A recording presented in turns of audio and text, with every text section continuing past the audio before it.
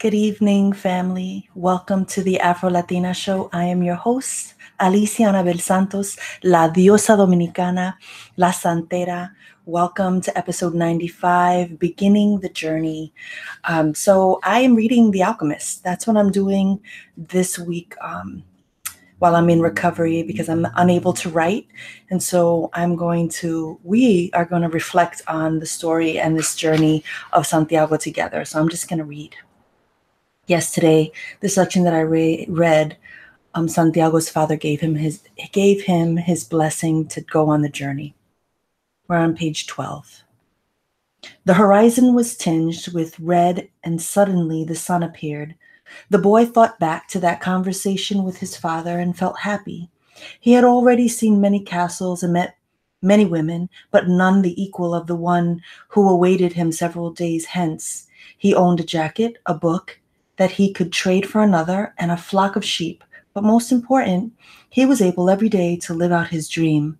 If he were to tire of the Andalusian fields, he could sell his sheep and go to sea.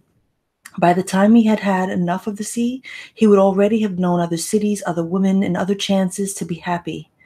I couldn't have found God in the seminary, he thought, as he looked at the sunrise. Whenever he could, he sought out a new road to travel. He had never been to that ruined church before, in spite of having traveled through those parts many times.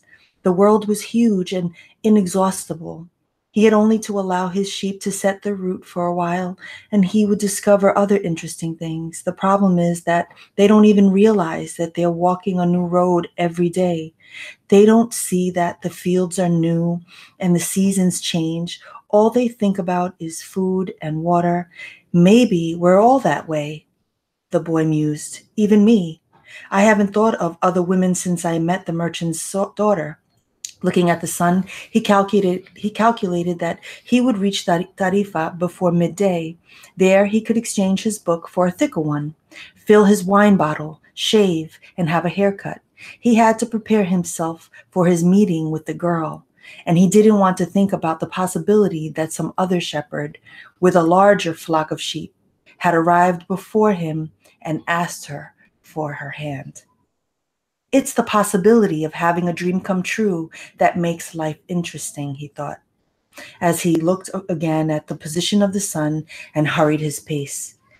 He had suddenly remembered that in Tarifa there was an old woman who interpreted dreams. The old woman led the boy to a room at the back of the house from her living room by a curtain of colored beads. The room's furnishings consisted of a table, an image of the Sacred Heart of Jesus, and 2 chairs. The woman sat down and told him to be seated as well. Then she took both of his hands in hers and began quietly to pray. It sounded like a gypsy prayer. The boy had already had experience on the road with gypsies. They also traveled, but they had no flocks of sheep. People said that gypsies spent their lives tricking others. It was also said that they had a pact with the devil and that they kidnapped children and taking them away to their mysterious camps made them their slaves. As a child, the boy had always been frightened to death that he would be captured by gypsies, and this childhood fear returned when the old woman took his hands in hers.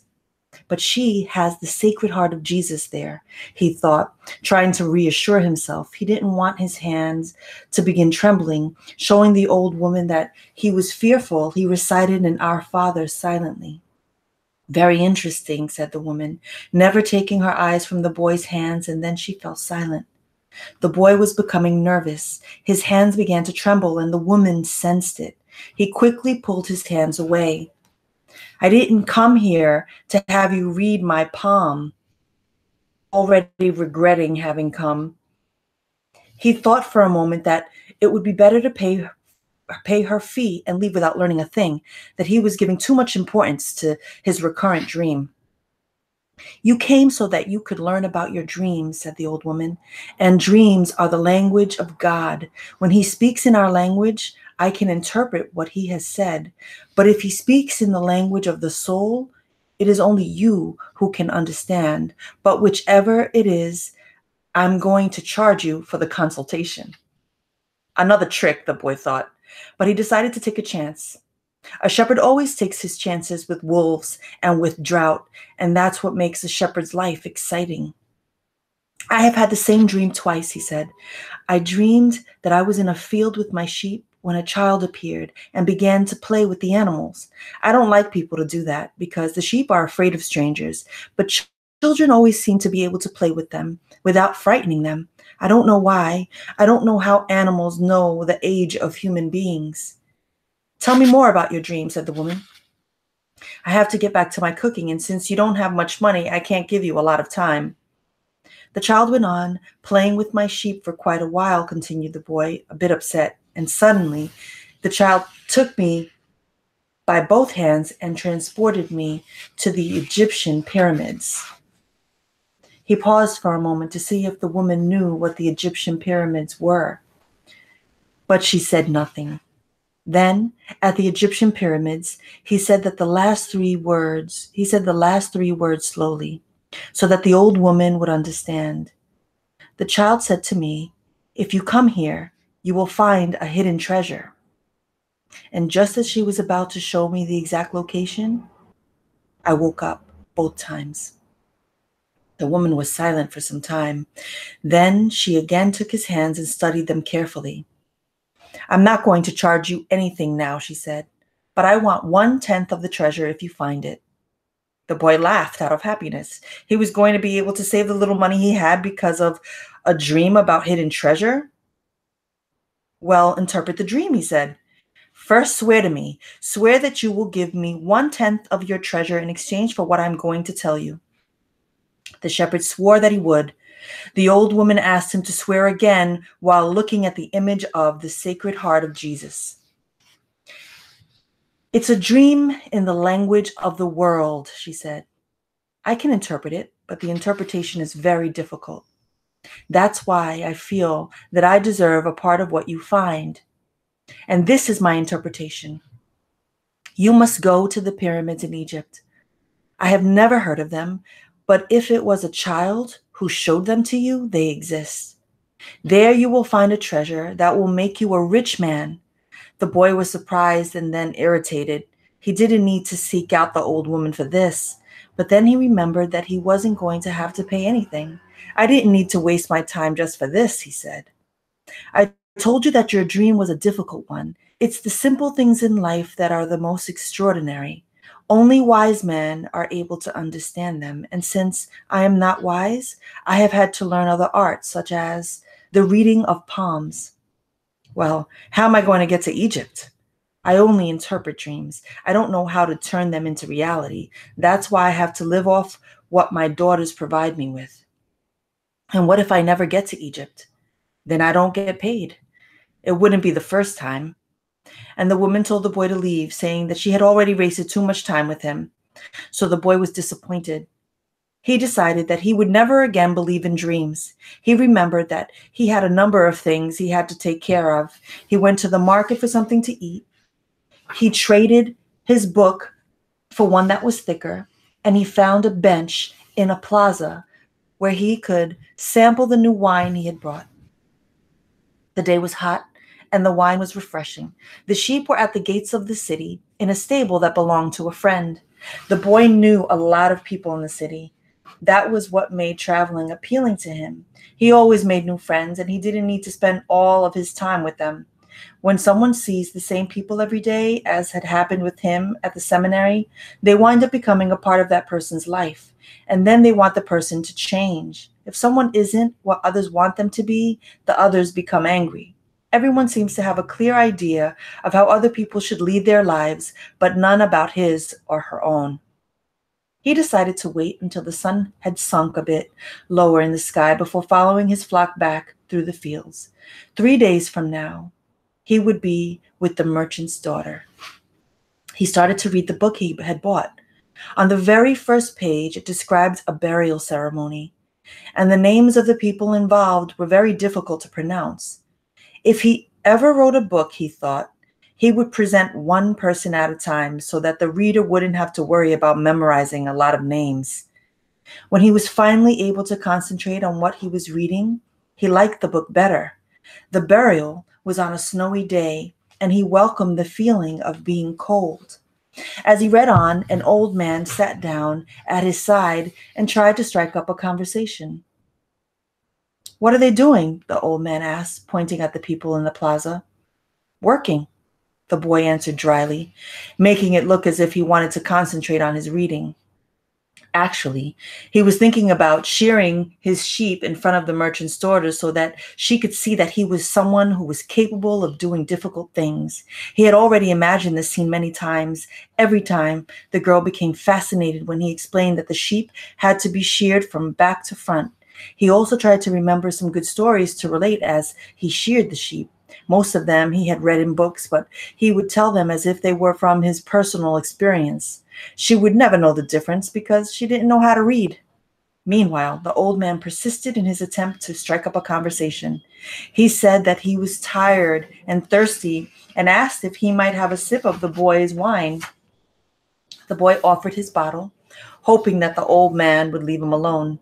But the old man wanted to talk and asked the boy what book he was reading. The boy was tempted to be rude and move to another bench, but his father had taught him to be respectful of the elderly, so he held out the book to the man for two reasons. First, that he himself wasn't sure how to pronounce the title, and second, that if the old man didn't know how to read, he would probably feel ashamed and decide of his own accord to change benches. Said the old man, looking at all sides of the book as if it were some strange object. "This is an important book, but it's really irritating." The boy was shocked.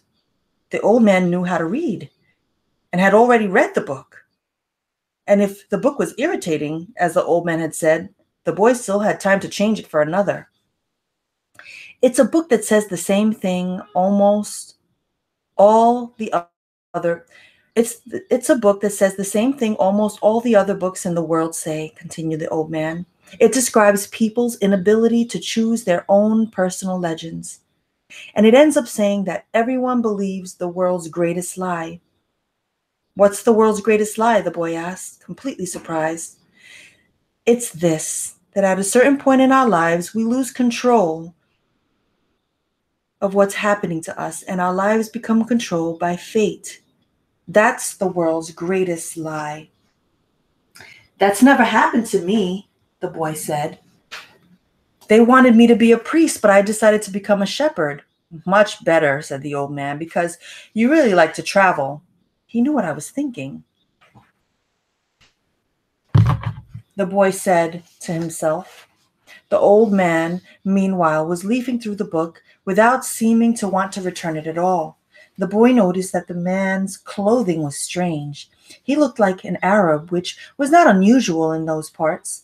Africa was only a few hours from Tarifa. One had only to cross the narrow straits by boat. Arabs often appeared in the city, shopping and chanting their strange prayers several times a day. "Where are you from?" the boy asked. "From many places."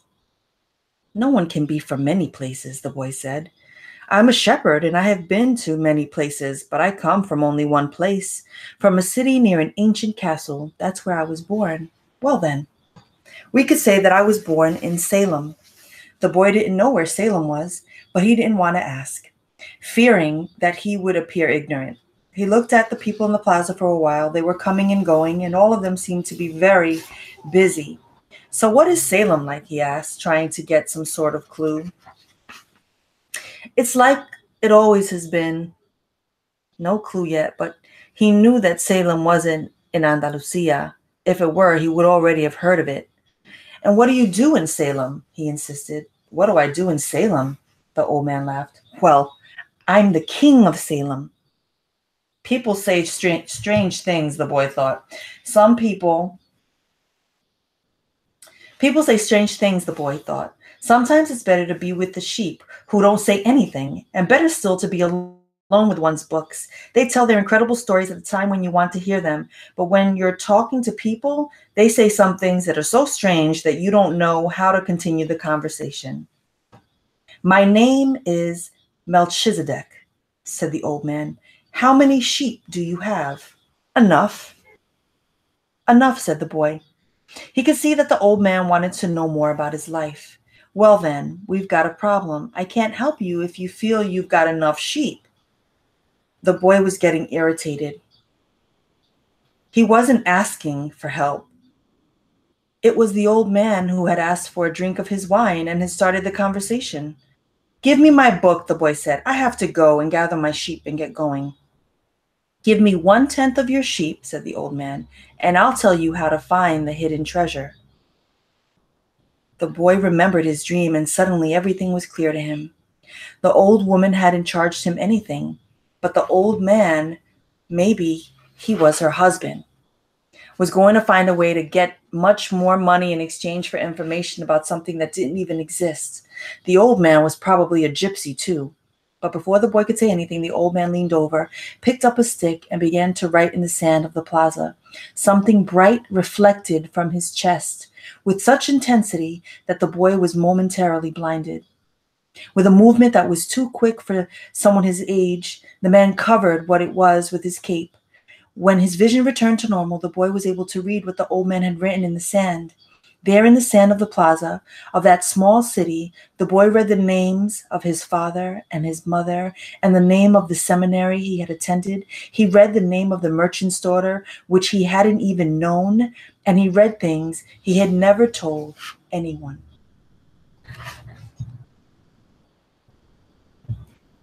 I'm the king of Salem, the old man had said. Why would a king be talking with a shepherd? The boy asked, awed and embarrassed, for several reasons. But let's say that the most important is that you have succeeded in discovering your personal legend. The boy didn't know what a person's personal legend was. It's what you have always wanted to accomplish. Everyone, when they are young, knows what their personal legend is.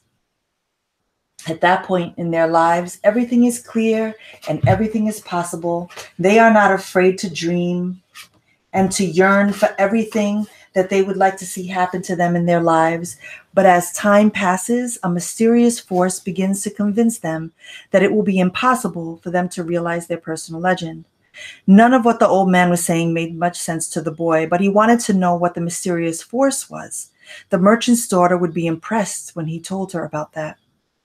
It's a force that appears to be negative, but actually shows you how to realize your personal legend. It prepares your spirit and your will, because there is one great truth on this planet. Whoever you are, or whatever it is that you do, when you really want something, it's because that desire originated in the soul of the universe. It's your mission on Earth. Even when all you want to do is travel or marry the daughter of a textile merchant? Yes. Or even search for treasure. The soul of the world is nourished by people's happiness and also by unhappiness, envy, and jealousy. To realize one's personal legend is a person's only real obligation. All things are one. And when you want something, all the universe conspires in helping you to achieve it. They were both silent for a time, observing the plaza and the townspeople. It was the old man who spoke first. Why do you tend a flock of sheep? Because I like to travel. The old man pointed to a baker standing in his shop window at one corner of the plaza. When he was a child, that man wanted to travel too, but he decided first to buy his bakery and put some money aside. When he's an old man, he's going to spend a month in Africa. He never realized that people are capable at any time in their lives of doing what they have dreamed of. He should have decided to become a shepherd, the boy said. Well, he thought about that, the old man said, but bakers are more important people than shepherds. Bakers have homes while shepherds sleep out in the open. Parents would rather see their children marry bakers than shepherds. The boy felt a pang in his heart, thinking about the merchant's daughter. There was surely a baker in her town, the old man continued. In the long run, what people think about shepherds and bakers becomes more important for them than their own personal legend. The old man leafed through the book and fell to reading a page he came to. The boy waited and then interrupted the old man just as he himself had been interrupted. Why are you telling me all this? Because you are trying to realize your personal legend. And you are at the point where you're about to give it all up. And that's when you always appear on the scene. Not always in this way, but I always appear in one form or another. Sometimes I appear in the form of a solution or a good idea. At other times, at a crucial moment, I make it easier for things to happen.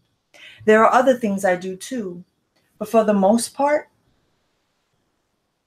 there are other things I do too, but most of the time, people don't realize I've done them. The old man related that the week before he had been forced to appear before a miner and had been taken to form and had taken the form of a stone. The miner had abandoned everything to go mining for emeralds. For 5 years, he had been working a certain river and had examined hundreds of thousands of stones looking for an emerald. The miner was about to give it all up, right at the point when, if he were to examine just one more stone, just one more, he would find his emerald. Since the miner had sacrificed everything to his personal legend, the old man decided to become involved. He transformed himself into a stone that rolled up to the miner's foot. The miner, with all the anger and frustration of his 5 fruitless years, picked up the stone and threw it aside. But he had thrown it with such force that it broke the stone it fell upon, and there, embedded in the broken stone, was the most beautiful emerald in the world. People learn early in their lives what is their reason for being, said the old man, with a certain bitterness. Maybe that's why they give up on it so early. But that's the way it is. The boy reminded the old man that he had said something about hidden treasure. Treasure is uncovered by the force of flowing water, and it is buried by the same currents, said the old man. If you want to learn about your own treasure, you will have to give me 1/10 of your flock. What about 1/10 of my treasure? The old man looked disappointed. If you start out by promising what you don't even have yet, you'll lose your desire to work toward getting it. The boy told him that he had already promised to give 1/10 of his treasure to the gypsy. Gypsies are experts at getting people to do that, sighed the old man. In any case, it's good that you've learned that everything in life has its price. This is what the warriors of light tried to teach. The old man returned the book to the boy. Tomorrow, at this same time, bring me 1/10 of your flock, and I will tell you how to find the hidden treasure. Good afternoon. And he vanished around the corner of the plaza. The boy began again to read his book, but he was no longer able to concentrate. He was tense and upset because he knew that the old man was right. He went over to the bakery and bought a loaf of bread, thinking about whether or not he should tell the baker what the old man had said about him. Sometimes it's better to leave things as they are, he thought to himself, and decided to say nothing. If he were to say anything, the baker would spend 3 days thinking about giving it all up, even though he had gotten used to the way things were. The boy would certainly resist causing that kind of anxiety for the baker. So he began to wander through the city and found himself at the gates. There was a small building there with a window at which people bought tickets to Africa, and he knew that Egypt was in Africa. Can I help you? Asked the man behind the window. Maybe tomorrow, said the boy, moving away. If he sold just one of his sheep, he'd have enough to get to the other shore of the strait. The idea frightened him. Another dreamer, said the ticket seller to his assistant, watching the boy walk away. He doesn't have enough money to travel. While standing at the ticket window, the boy had remembered his flock and decided he would go back to being a shepherd. In 2 years, he had learned everything about shepherding. He knew how to shear sheep, how to care for pregnant ewes, how to protect the sheep from wolves. He knew all the fields and pastures of Andalusia, and he knew what was the fair price for every one of his animals. He decided to return to his friend's stable by the longest route possible. As he walked past the city's castle, he interrupted his return and climbed the stone ramp that led to the top of the wall. From there, he could see Africa in the distance. Someone had once told him that it was from there that the Moors had come to occupy all of Spain. He could see almost the entire city from where he sat, including the plaza where he had sat with the old man. Curse the moment I met the old man, he thought. He had come to the town only to find a woman who could interpret his dream. Neither the woman nor the old man was at all impressed by the fact that he was a shepherd.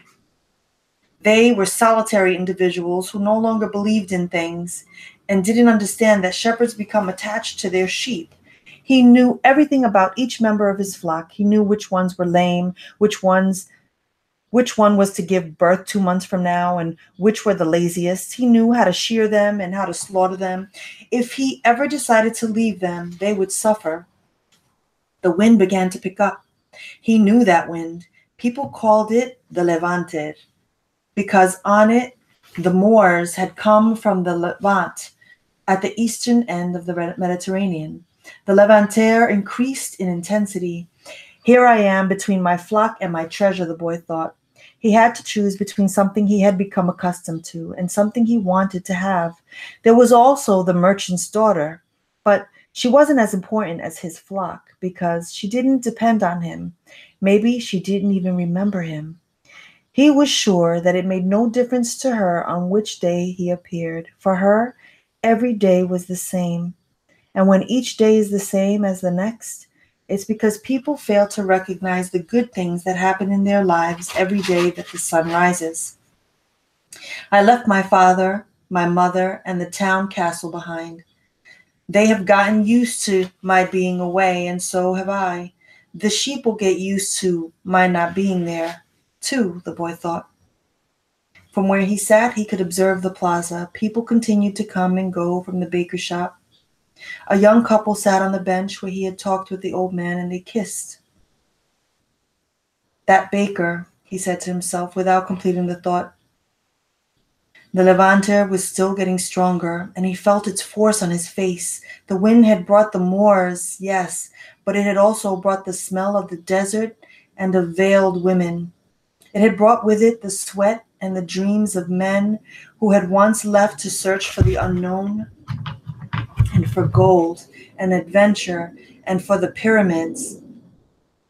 The boy felt jealous of the freedom of the wind and saw that he could have the same freedom. There was nothing to hold him back except himself. The sheep, the merchant's daughter, and the fields of Andalusia were only steps along the way to his personal legend. The next day the boy met the old man at noon. He brought 6 sheep with him. I'm surprised, the boy said. My friend bought all the other sheep immediately. He said that he had always dreamed of being a shepherd and that it was a good omen. That's the way it always is, said the old man. It's called the principle of favorability.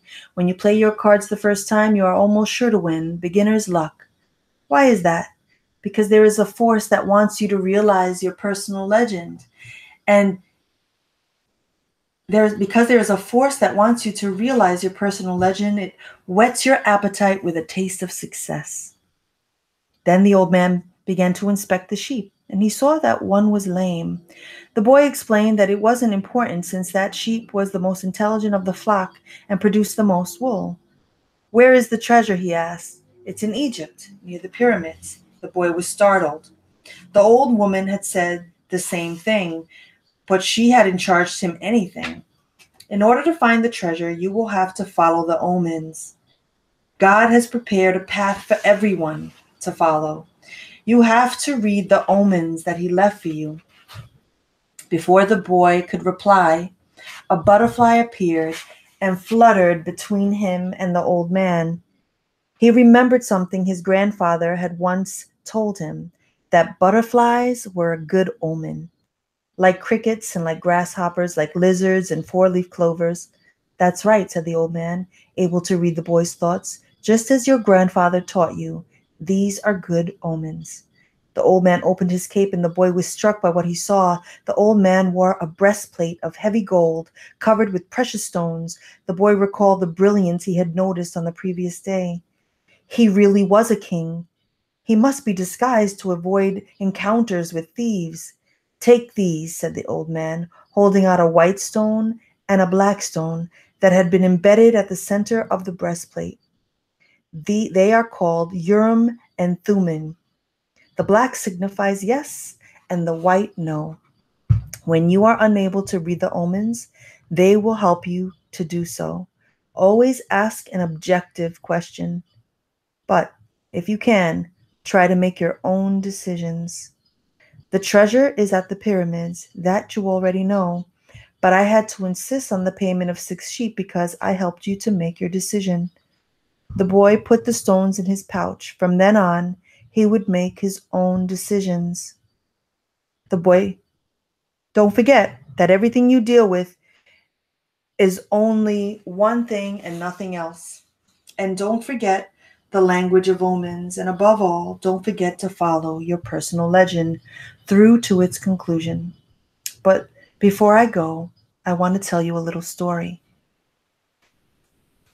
A certain shopkeeper sent his son to learn about the secret of happiness from the wisest man in the world. The lad wandered through the desert for 40 days and finally came upon a beautiful castle high atop a mountain. It was there that the wise man lived. Rather than finding a saintly man, though, our hero, on entering the main room of the castle, saw a hive of activity. Tradesmen came and went. People were conversing in the corners. A small orchestra was playing soft music, and there was a table covered with platters of the most delicious food in that part of the world.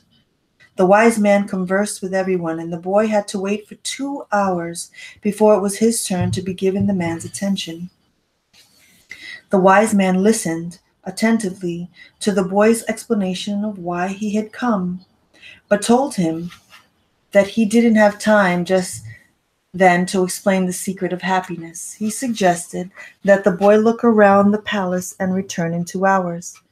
Meanwhile, I want to ask you to do something, said the wise man, handing the boy a teaspoon that held 2 drops of oil. As you wander around, carry this spoon with you without allowing the oil to spill. The boy began climbing and descending the many stairways of the palace, keeping his eyes fixed on the spoon. After 2 hours, he returned to the room where the wise man was.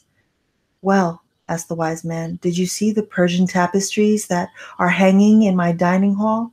Did you see the garden that it took the master gardener 10 years to create? Did you notice the beautiful parchments in my library? The boy was embarrassed and confessed that he had observed nothing. His only concern had been not to spill the oil that the wise men had entrusted to him.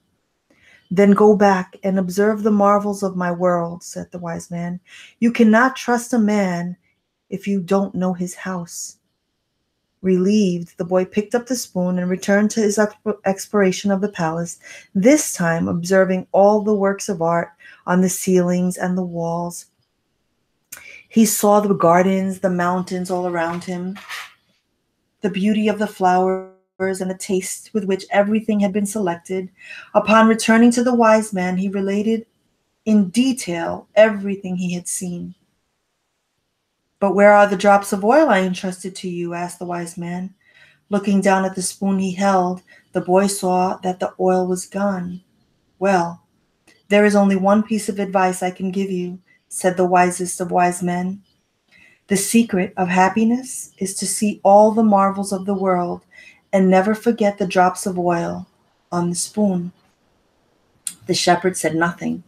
He had understood the story the old king had told him.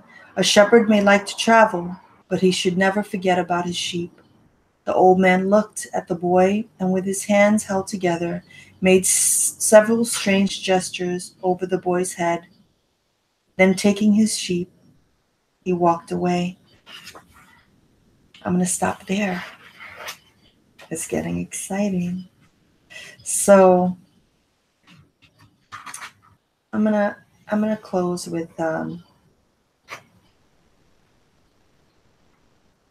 this line from page 31. No, that's not the one. That is not the one. This is such a beautiful book.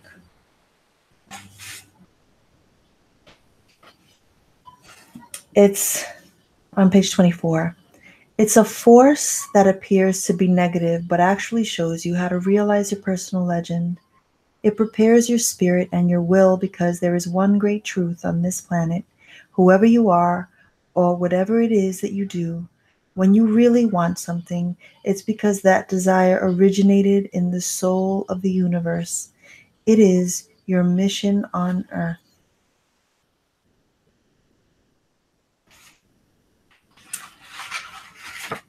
I'm so excited to be reading The Alchemist again this year. I haven't read it, I think, in a couple of years. I usually read it yearly or when I need it.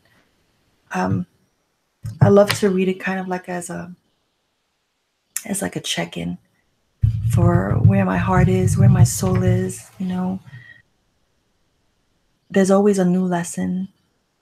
There are always new details that I notice in the book as I reread it, and the people that Santiago meets on the journey. And so, one of the things that Paulo Coelho talks a lot about is that we know, we know what our mission in life is, all of us, each one of us. We were born with this legend, call it purpose, um, call it your dream, your goal, your vision, your mission in life, your passion. We were all born with that. We were all born with specific gifts. You know, some of us are really great with our hands. Some of us are incredible visionaries and creative spirits. You know, we're artists, we're singers, we're dancers. We were all born with something specific. You know, there are people who were born to be teachers, people who were born to be attorneys, you know, defenders of the universe, people who were born to be mothers and fathers, people who were born to be writers, right? The keepers of our stories, you know, and I'm really grateful that something something woke me up so many years ago and said, I've been waiting for you to pick up the pen because I have stories to tell you. And so I'm listening. I'm listening loud and clear. What is your purpose? What is your purpose? Some people are convinced that they have no purpose or reason for being, and I don't believe that to be true. I believe that so many of us are so petrified and terrified of taking action and having the life that we dream of. It's not easy. The journey is hard, man. The journey is hard because nothing worth having should be easy. So let us meditate. Let's have an evening meditation. And let's get real honest with ourselves tonight, right?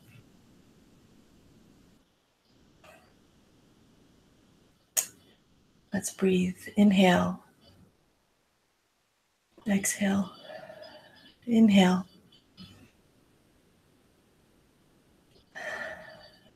inhale.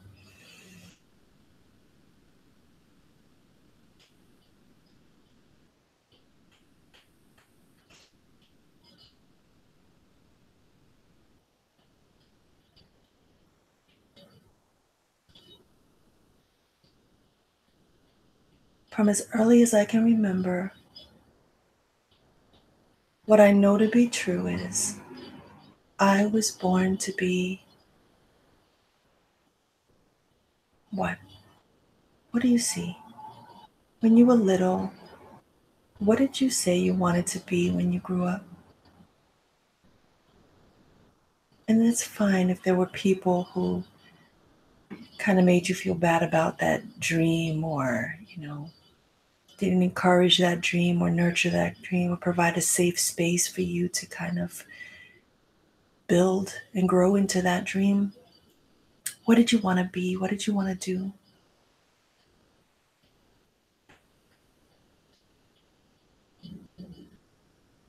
How can you honor what that little girl in you or that little boy in you wanted to do. Truly. Like, I have taken several contemporary dance classes, and I can't tell you how emotional I feel when I'm in that space, feeding off the energy of all these people who are trained dancers. I mean, you can tell that they've been dancing since they were 4. They knew that that was their purpose, their legend, and they're living it. And you can see when you watch a dancer perform at their best, it's like a work of art. It's like watching a story unfold. The things that they could do with their body, with their legs, with their arms, their facial expression, the joy. You see the joy of what they're doing. And so when I'm in that space, seeing these young people just kind of doing what they love, what they were born to do, and I get to just experience that. And while dancing is not the thing I was born to do, I know that it's feeding my art in tremendous ways. The fact that I'm going to play, like for me, it's like taking my little girl to a dance class and we're dancing contemporary and we don't care that we look stupid.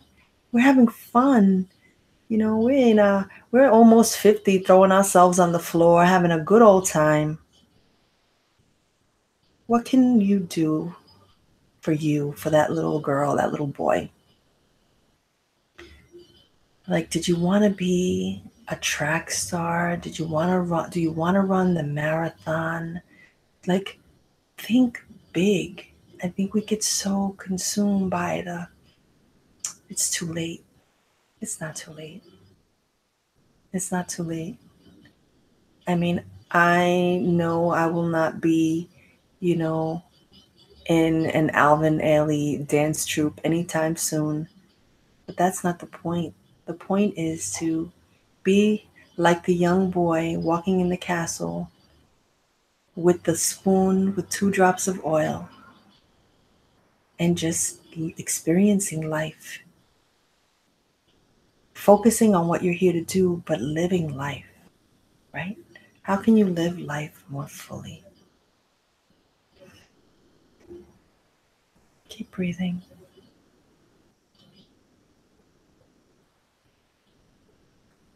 And when you're ready, come out of meditation. So, my family,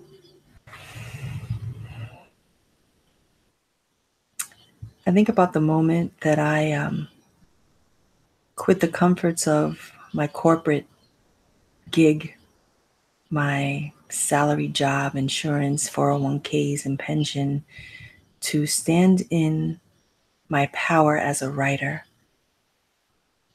to walk my journey and live my personal legend. It has not been easy. It has not been without sacrifice and pain and loss and grief and frustration and fear. But there is not a moment where I don't know or believe or feel joy that I am doing the thing that I love every single day. I wake up every single day knowing that I am doing what I love, and that there's no price for that, yo. With that, my loves, I'm feeling kind of groggy. My medicine is kicking in, so I'm going to go ice my arm. I am sending you all so much love. Please join me tomorrow because I want to get through The Alchemist fairly quickly this week, because I know that by the end of this week, I'm going to be able to pick up my pen a little bit. I'm hoping, I'm praying, wishing, and hoping. Anyway, have a wonderful evening. Like, subscribe to my YouTube and my iTunes and my SoundCloud. Share with all your people.